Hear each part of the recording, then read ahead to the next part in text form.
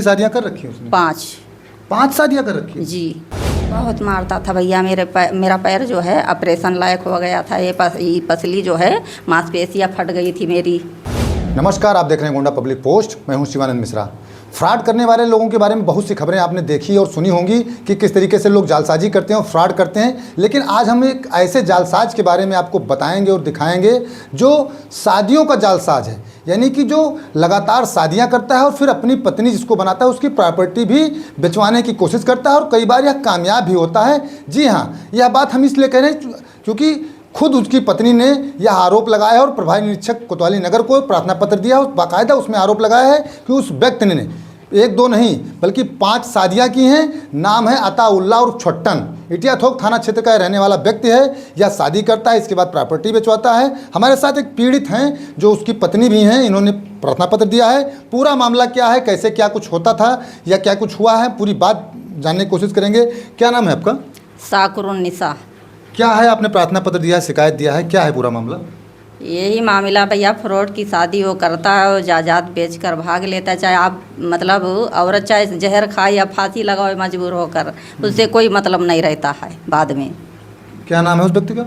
अताउल्ला और छोट्टन। कहाँ का रहने वाला? इटिया थोक नौसहारा। नौसहारा इटिया थोक का रहने वाला? हाँ। तो आपसे उसने कौन सी शादी की? पहली, दूसरी, तीसरी? तीसरी शादी की। कितनी शादियां कर रखी है उसने? 5 शादियां कर रखी है जी। पहली शादी कहाँ किया है? पहली शादी बलरामपुर पुन्नकपुरवा में। अच्छा। भलुइया है एक एरिया, वहीं पे पुन्नकपुरवा में। दूसरी गंगवल में भोलकपुरवा एक गांव है, वहाँ। तीसरी आपसे किया है? तीसरी हमसे। चौथी तुलसीपुर में एक गांव है बसंतपुर, वहाँ पे किया है। 5वीं या तिवारीपुरवा गोंडा बस स्टॉप पे किया है। तो ये कैसे लोगों से शादी करता है, किस प्रकार से इसका काम है कि शादी करना, फिर कैसे क्या करता है? मतलब ये सिर्फ जायदाद के लिए करता है। औरत का काम नहीं रहता है, जायदाद का इसको काम रहता है, बस प्रॉपर्टी चाहिए। हाँ, बस यही। तो आपकी प्रॉपर्टी भी इसने कुछ किया?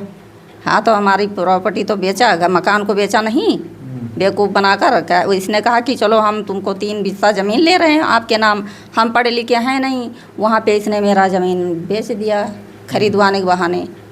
हाँ। अच्छा, प्लाट भी आपका बेचवाया है? हाँ, प्लाट तो अभी जल्दी कोशिश किया था। फैमिली कोर्ट में मेरा मुकदमा चल रहा है, फिर भी वो मेरा 5 बिस्सा ज़मीन था, वो बेचकर पैसा ले जाना चाह रहा था। तो ये कहो हम आपसी मतलब बहुत धोखा खाए हुए थे, थोड़ा सतर्क थे तो नहीं ले जा पाया। स्टाम्प भी मेरे पास है, उसने साइन किया है कि हम अपने जिम्मेदारी पे बिचा रहे हैं इनका ज़मीन 5 बिस्सा।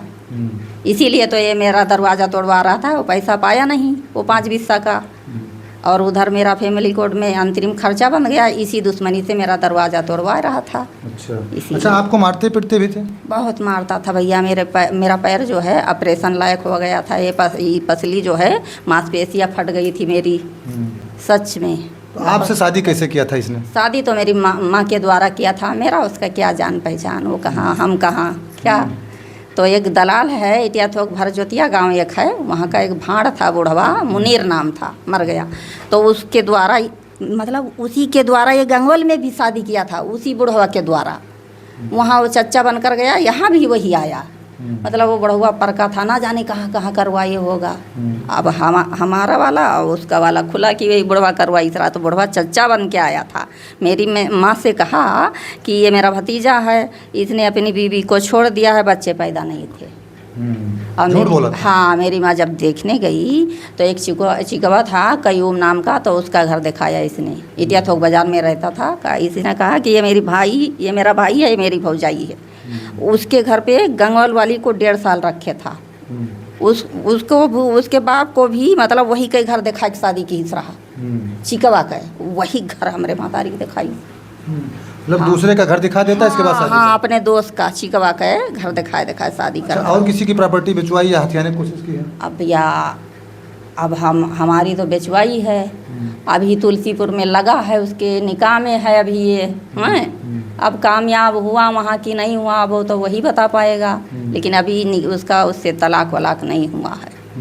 हाँ, तिवारीपुरा में तो यहाँ कमरा ले के रहता है, क्योंकि रोड पे इसका घर है, किसी का भी निगाह पड़ जाएगा, ये बात है। आप कहना चाहते हैं कि ये ऐसे लोगों को ही ढूंढता है, शिकार बनाता है जिनके पास प्रॉपर्टी हाँ, जायदाद हो, उसी को ढूंढता है। उसी को ढूंढता है? हाँ, बस उसको औरत के काम नहीं है, सिर्फ जायदाद के काम है भैया। प्रॉपर्टी ढूंढता है। हाँ, उसके बाद तुम मरो खफो, उससे मतलब नहीं है। आपका मकान भी बेचवाने की कोशिश की उसने कि बेचवा दिया? बेचवा दिया। बेचवा दिया। हाँ। तो आप उसके झांसे में आ गए कि उसने कहा चलो बेच दो? नहीं भैया, अब हम पढ़े लिखे नहीं, अब इतना कौन सोच सकता है। हाँ, देखो उसने कहा चलो 3 बीघा ज़मीन ले रहे हैं आपको। अब हम क्या जाने कि वो हमारा बेच रहा है, जब हम अनपढ़ इंसान हैं। अब वो खुद लिखे है कि हमारी बीवी अनपढ़ है, स्टाम्प पे दस्तखत किए हैं नहीं किए हैं। तो एक ऐसा जालसाज व्यक्ति जो लोगों को झांसे में लेता है, उसको परिवार को झांसे में लेता है, इसका शिकार होता है। शिकार जब ये ढूंढता है तो ऐसे लोगों को ढूंढता है जो बेसहारा हो और उनके नाम प्रॉपर्टी भी हो, जैसा कि उसकी पत्नी का कहना है। ये तीसरी पत्नी है। इसके अलावा भी 2 शादियां उसने की है, 2 पहले की थी, 2 बाद में की है, बीच में ये है। हालांकि फैमिली कोर्ट पे भी आपका मामला चल रहा है।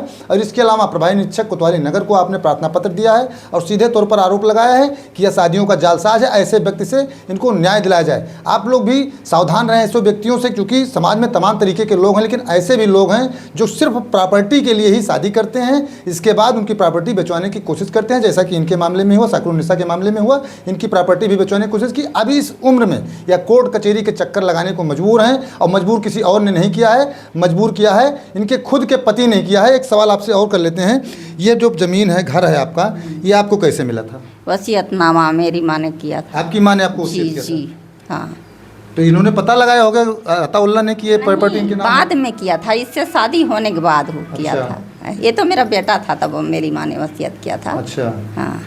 तो इसके अलावा 156(3) भी आपने दायर किया था, तो इसने क्या हाँ, जवाब ये लड़का नहीं था जब, मतलब था हाँ 2-2.5 साल का, तब हमने किया था। तो इसने इटिया थोक थाने में 15,000 रुपया थानेदार को दे करके अब खुद कबूला था। इसने कहा कि हम ऐसी औरत से निकाह करने तो बड़ी दूर, हम इस नाम की औरत को हम जानते भी नहीं, बस मुकदमा खारिज करवा दिया मेरा, गलत रिपोर्ट दिलवा करके। गलत रिपोर्ट दिलवा जी जी।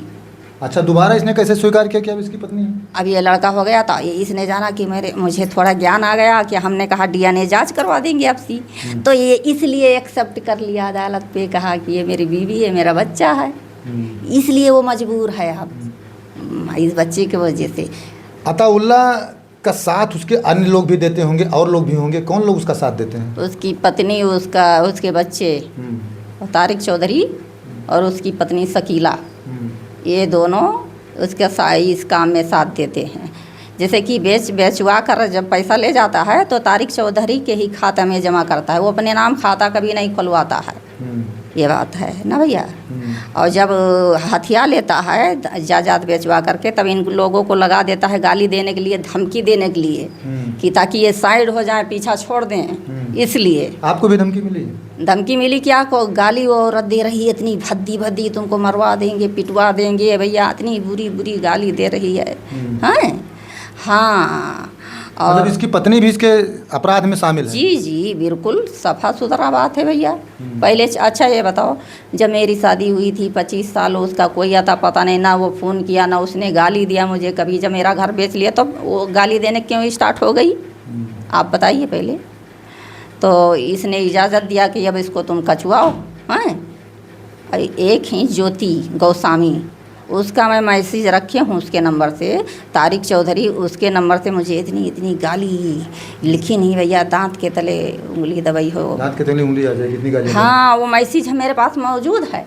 ये सब जालसाजी कर रहे थे मेरे साथ कि मतलब, तब हमने कहा पुलिस में शिकायत किया महिला थाने में, तो ये कहता है छोटन कि वो मेरा लड़का नहीं दिया है, वो तो ज्योति दी। ज्योति से हमारा क्या संबंध भैया, वो कहाँ रमापुर रही थी, मैं कहाँ यहाँ रही थी, कोई पहचान है मेरा उनसे। अच्छा, आपके साथ इनकी कोई फ़ोटो भी होगी? फ़ोटो है।